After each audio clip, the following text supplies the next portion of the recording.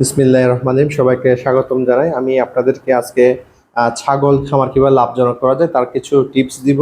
তো ছাগলের খামার যদি আপনি লাভজনক করতে চান তবে আপনাকে কিছু বিষয় অবশ্যই মাথায় রাখতে হবে। আমি কিছু প্রশ্নের উত্তর দিব যেগুলো আপনাদের হয়তো ভালোভাবে কাজে লাগতে পারে। যে অনেকে আছেন যারা বর্তমানে ছাগল খামার শুরু করতে চাচ্ছেন, কিন্তু কিভাবে শুরু করবেন সেটা হয়তো ভালো একটা আইডিয়া পাচ্ছেন না। আমি 10টা পয়েন্টে আপনাদের কিছু কনসেপ্ট ক্লিয়ার করার চেষ্টা করবো। আমার প্রথম প্রশ্ন যেটা আমি যদি বলি, যে কোন ধরনের ছাগল পালবেন। তো ছোট না বড়, দেশি না বিদেশি। তো আপনারা যে ধরনের ছাগল পালা উচিত, আমি মনে করি যে আমাদের বাংলাদেশে বর্তমানে ম্যাক্সিমাম যারা খামারি রয়েছে তারা সবাই বড় ছাগল পালতে চান, কারণ বড় ছাগলে আহ, লাভটা বেশি থাকে এবং এটার বেশি গ্রহণযোগ্যতা বেশি, এবং এটা দেখা যায় যে সবার কাছে একটু পপুলারিটি বেশি। সাধারণত বড় ছাগল বেশি দামে বিক্রি করা যায়। তো দেশি ছাগলের চাইতে বিদেশি ছাগলের প্রতি একটা ঝোঁক তৈরি হয়েছে। আবার আমি যদি বলি দ্বিতীয় প্রশ্ন, যে শুরুতে কোন ধরনের ছাগল পালা ভালো, তাহলে আমি বলবো যে আপনি যদি নিউ কামার হন তাহলে আপনার জন্য অবশ্যই দেশি ছাগল দিয়ে ছাগল পালন শুরু করা ভালো। কারণ হচ্ছে দেশি ছাগলে আপনার এই স্ট্রেসটা কম, আপনার এটা নিয়ে আপনার অতিরিক্ত কেয়ার করতে হবে না। শুধু বিশেষ কিছু পদ্ধতি মেনটেন করলে এই ছাগলটা থেকে আপনারা বছরে বেশি বাচ্চা পাবেন বিদেশি ছাগলের তুলনায়, এবং এই ছাগলটা দিয়ে আপনারা ছাগল পালনটা সহজে শিখতে পারবেন এবং এইটা থেকে আপনারা পোক্ত হয়ে ধীরে ধীরে বড় ছাগল পালতে সামর্থ্য হবেন। আচ্ছা, এখন 3 নম্বর প্রশ্ন হচ্ছে যে ছাগলের খাদ্য খরচ কতটুকু, ঘাস নাকি দানাদার, ঘাসের প্লট প্রয়োজন আছে কিনা। ছাগলের খাদ্য খরচ আসলে, যদি আপনার একটা ঘাসের প্লট থাকে, ছাগল সাধারণত কচি ঘাসগুলো খেয়ে থাকে, তো ওই কচি ঘাসগুলো যদি আপনি দিতে পারেন তাহলে আপনার খাদ্য খরচ অনেকখানি কমে যাবে। যেহেতু ছাগল গরুগুলো রোমন্থক প্রাণী, ঘাসের প্লট ছাড়া ছাগল বা গরু পালা অসম্ভব। কারণ হচ্ছে যে আপনার অনেক বেশি খরচ হবে। শুধুমাত্র ঘাস খাইয়েই আপনি ছাগল পালতে পারবেন, দানাদার খাদ্য না দিয়েও। সেক্ষেত্রে আপনি যে উন্নত জাতের ঘাস, নেপিয়ার, জার্মান, তারপর এলিফ্যান্ট হাইব্রিড এগুলো চাষ করেন, এগুলোর যে নরম কাণ্ড সেগুলোকে চপিং করে ছাগলকে খাওয়াইলে আপনার দানাদার খাদ্যের উপর যে প্রেশার সেটা অনেকখানি কমে যাবে। 4 নম্বর প্রশ্ন হচ্ছে যে ছাগলের কমন সমস্যা কি কি এবং কিভাবে ঠেকাবেন। ছাগলের কমন সমস্যার মধ্যে একটা তাকে সবচেয়ে বেশি ভোগায়, সেটা হচ্ছে পিপিআর। এবং আরেকটা হচ্ছে ছাগলের একটা ব্যাড হ্যাবিট আছে, ছাগল যখন যেটা পায় সেটা খেতে থাকে। এবং ছাগল ছাগল হচ্ছে যে বিস্কিট, পাউরুটি, তারপর হচ্ছে যে ভাত, যখন চাল, যখন যেটা পায় সে খেয়ে ফেলে এবং এখান থেকে তার ফুড পয়জনিং হয়ে যায়। কিভাবে ঠেকাবেন? ছাগলকে আসলে সবকিছু খেতে দেওয়া যাবে না, এবং বর্ষাকালে আপনাকে কেয়ারফুল থাকবেন, বৃষ্টিতে বৃষ্টি দেওয়া যাবে না। এবং ছাগলকে সবসময় হচ্ছে যে ভ্যাকসিনেশন, পিপিআর এর ভ্যাকসিনেশনটা মাস্ট করে ফেলতে হবে। 5 নম্বর প্রশ্ন হচ্ছে ছাগল মরে কেন বেশি। আমি যদি বাচ্চার কথা বলি, বাচ্চাগুলো দেখা যায় ছোটবেলা অপুষ্টিতে ভুগে মারা যায়, কৃমির সমস্যার কারণে মারা যায়, টিটান ধনুষ্টঙ্কারে মারা যায়, বাচ্চা যে নাভি কাঁচা থাকে সেখানে মধ্যে ইনফেকশন হয়ে মারা যায়। এবং অতিরিক্ত 3টে 4টা বাচ্চা হলে তখন দেখা যায় যে 2টা বাচ্চা ভালো করে মাঠে দুধ পায়, একটা বাচ্চা ওরকম দুধ পায় না, তখন সেটা অপুষ্টিতে ভুগে মারা যায়। এবং বড় যে ছাগলগুলো আছে সেগুলোর ক্ষেত্রেও কিন্তু এই যে ফুড পয়জনিং এর সমস্যার কারণে, পিপিআর এর সমস্যার কারণে, ছাগলের একটা সমস্যা হচ্ছে যে একটা ছাগল অসুস্থ হলে সেটা পিপিআর রোগ বা এই ধরনের সব এফএমডি রোগ, এগুলো মহামারী আকারে দেখা দেয়। এবং ছাগল খুব সেন্সিটিভ প্রাণী, একবার কোনো রোগ হলে সহজে এরা কিন্তু রোগ প্রতিরোধ ক্ষমতা আমি মনে করি যে গরুর তুলনায় কম, সেজন্য ছাগল কিন্তু মরে বেশি। তো সেক্ষেত্রে আপনারা ছাগলের যে কৃমিনাশক, ভ্যাকসিনেশন এবং ছোটবেলা বাচ্চার যে যত্ন সেটা অবশ্যই আপনাদেরকে করতে হবে। 6 নম্বর প্রশ্ন হচ্ছে ছাগল খামার কেন লাভজনক হয় না। ছাগল খামার লাভজনক না হওয়ার পিছনে অনেকগুলো কারণ আছে। তার মধ্যে হচ্ছে যে ছাগলের যে ছোট বাচ্চা হয় সেগুলোকে বাঁচাতে না পারা।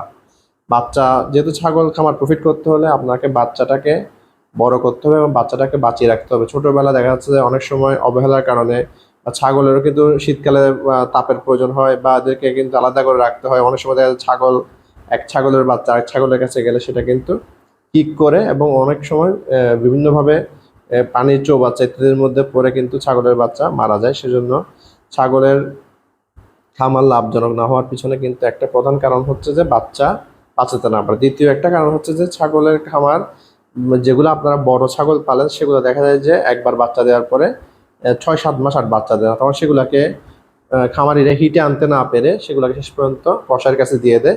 যার কারণে তার ওই হরমোনাল ইমব্যালেন্স বা সিস্টের কারণে ওই ছাগলগুলা গাভীন হতে পারে না, ফলে বিক্রি করে দেওয়া ছাড়া কোনো উপায় থাকে না। এতে খামারির অনেক লস হয়, আস্তে আস্তে খামারটা গুটিয়ে যায়। এবং আরেকটা কারণ হতে পারে ছাগলের খামার কোনো কেন লাভজনক না হয়, সেটা হচ্ছে যে তার খাবারের খরচটা মেনটেন করতে না পারা। যে যখন কোনো খামারি ছাগল খামার শুরু করে, সে যখন বড় ছাগল পালে সে অতিরিক্ত পরিমাণ দানাদার খাদ্য খাইয়ে ফেলে, যার খরচ অনেক বেশি হয়ে যায়। এবং এগুলা খাওয়ার কারণে ছাগলের আবার এই এই মানে অ্যাসিডোসিস হয়ে খাবারের রুচি কমে যায়, যেহেতু তাকে ঘাস দিতে হবে। তার স্টোমাকের মধ্যে অণুজীব আছে যেগুলো যেগুলো হচ্ছে ঘাসের জন্য বেসিক্যালি ঘাসকে ভাঙতে পারে এবং ছাগল জাবর কাটবে। তখন তার এই সমস্যাগুলোর কারণে বিভিন্ন একটা খামার অনেকগুলো ছাগল থাকে, তখন আমরা অতিরিক্ত দানাদার খাদ্য খাওয়ানোর কারণে তাদের রুচি আস্তে আস্তে কমে যায়, ফলে তাদের ওয়েট কমা শুরু করে। এবং ছাগল যদি একবার দুর্বল হয়ে যায়, এটাকে সহজে তোলা সম্ভব হয় না এবং ছাগলগুলা মারা যেতে পারে। 7 নম্বর প্রশ্ন, ছাগলের মার্কেটিং চ্যানেল কিরকম? ছাগলের যে মার্কেটিং চ্যানেল আছে, এই ছাগলের মার্কেটিং চ্যানেল কিন্তু দেখা যাচ্ছে যে আমরা তো মানে ফেসবুকে, সোশ্যাল মিডিয়ায় দেখি যারা ছাগল বিক্রি করছে, আর যেগুলো বড় ছাগলের বাচ্চা, যেমন তোতাপুরি বা এই ধরনের ভালো ছাগল, এগুলোর বাচ্চাগুলো দুইটা বাচ্চা নিতে, জোড়া বাচ্চা নিতে হলে আপনার 50,000 টাকার কাছাকাছি খরচ করতে হবে, হয়তো 4-5 মাসের বাচ্চা। তো এই ধরনের মার্কেটিং চ্যানেল যারা মানে ওরকম এগুলো কাস্টমার আছে, এখন সমস্যা হচ্ছে যে কাস্টমারের সাথে খামারি কিভাবে কানেক্ট করবে, সেটা হচ্ছে যে সম্পূর্ণ তার এফিকেসির উপর ডিপেন্ড করবে। অনেকে একই ছাগল দেখা যাচ্ছে যে আপনি যদি রাঙ্গামাটিতে যে ছাগলটা বাজারে 11,000 টাকা বিক্রি করছেন, সে ছাগলটা যদি একটা ব্রিডিং পাঠা থাকে, সেটা আপনি যদি চট্টগ্রাম শহরে একটা ছাদের উপর খামার আছে তার কাছে বিক্রি করেন, সেটা আপনি 30 থেকে 35 হাজার টাকা বিক্রি করতে পারেন। সেখানে আপনার 20,000 টাকা আপনার ছাগলের মার্কেটিং চ্যানেলের জন্য লস হয়ে যাচ্ছে। সুতরাং কেউ যখন পালার জন্য একটা পাঠা বা ভালো পাঠি নেয়, তখন কিন্তু তারা সেটা দাম দিয়ে কিনে। এবং আমাদের কিন্তু আবার গ্রামের দিকে সেগুলোর দাম কম, সেটা তো এরকম ইয়ে করা হয়। সেটার জন্য আপনার মার্কেটিং চ্যানেল এবং আপনার এন্টারপ্রেনিয়রশিপ লেভেলে আপনার যেটা মার্কেটিং যে প্রচারণা, সেটার উপর কিন্তু ওই ছাগলের দামটা আপনি ডিফার করে। 8 নম্বর পয়েন্ট হচ্ছে যে ছাগলের যে অসুখ বিসুখ হয়, এর জন্য কিন্তু হাউজিংটা দায়ী। তা ছাগলের হাউজিং এর ভুল ত্রুটি কি কি? ছাগলের হাউজিং এর মধ্যে যে ভুল ত্রুটি আছে, তার মধ্যে হচ্ছে যে আমরা যখন অধিকাংশ শহরের খামার দেখি, তারা কিন্তু মাচা করতে রাজি হয় না। তারা বিভিন্ন অজুহাত দিয়ে বলে যে আমরা একটা চৌকি করেছি, চৌকিটা খুব নিচু হয়।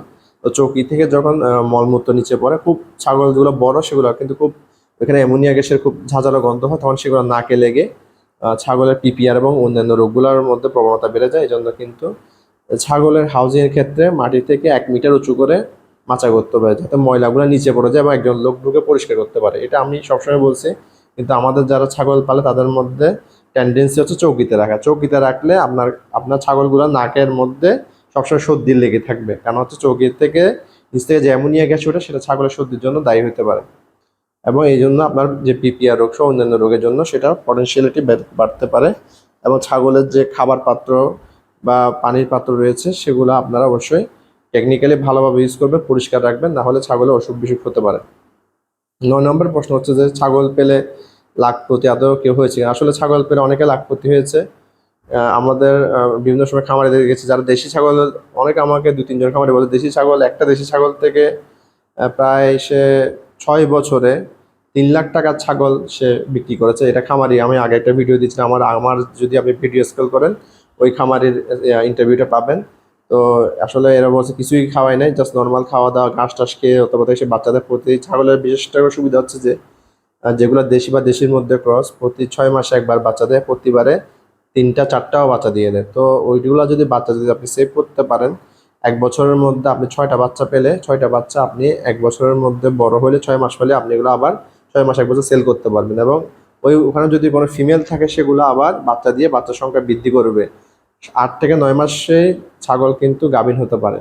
ঠিক আছে, তো সে ধরনের আপনার যদি ভালো পাঠা থাকে, সেগুলো আপনি সেল করতে, সেগুলো কিন্তু এটা 1 লাখপতি হওয়ার কোনো বিষয় না। তবে সেক্ষেত্রে আপনার যেটা লক্ষ্য রাখতে হবে, বাচ্চাগুলোকে বাঁচিয়ে রাখতে হবে। এবং দেশি ছাগলের একটা সুন্দর সুবিধা হচ্ছে যে দেশি ছাগলের কিন্তু প্রজননজনিত জটিলতা কম, অর্থাৎ এরা কিন্তু সবসময় বাচ্চা দিয়ে থাকে। তো এবং আপনার যদি আহ, আহ, কোনো ভালো পাঠা থাকে, সেটা দিয়ে আপনি যখন প্রজনন করবেন, কিন্তু আপনাকে অবশ্যই এখানে একটা জিনিস লক্ষ্য রাখতে হবে যে ইনব্রিডিং যাতে না হয়। একই পাঠা দিয়ে মানে ছাগিকে এবং তার বাচ্চাকে যেন দেওয়া না হয়, তাহলে কিন্তু আপনার ছাগলগুলোর মধ্যে এই হয়তো লেমনেস বা কোনো ধরনের বিকলাঙ্গতা চলে আসতে পারে। সেজন্য আপনারা কোন পাঠা দিয়ে কোন পার্টিকে বীজ করছেন, সেটা কিন্তু আপনারা ট্যাগ নাম্বার দিয়ে সেটা রেজিস্টারে লিখে রাখবেন। এইভাবে যদি আপনারা ইনব্রিডিং না করে ছাগলের সংখ্যা বৃদ্ধি করে ছাগলের বাচ্চা বাঁচিয়ে রাখতে পারেন, তাহলে অবশ্যই ছাগল পালন করে লাখপতি হতে পারবেন। 10 নম্বর পয়েন্ট হচ্ছে যে ছাগলের খামারে কর্মচারীর সমস্যা কোথায়, সমাধান কি কি? ছাগলের খামারে একটা সমস্যা হচ্ছে যে আপনার যে কর্মচারী সে কিন্তু অনেক সময় ছাগল মরে গেলেও আপনাকে হয়তো ওভাবে বলতে চাইবে না বা একটা ভিন্ন পথ দেখাবে, কিন্তু তাদের এদের স্পষ্ট অবহেলা থাকতে পারে।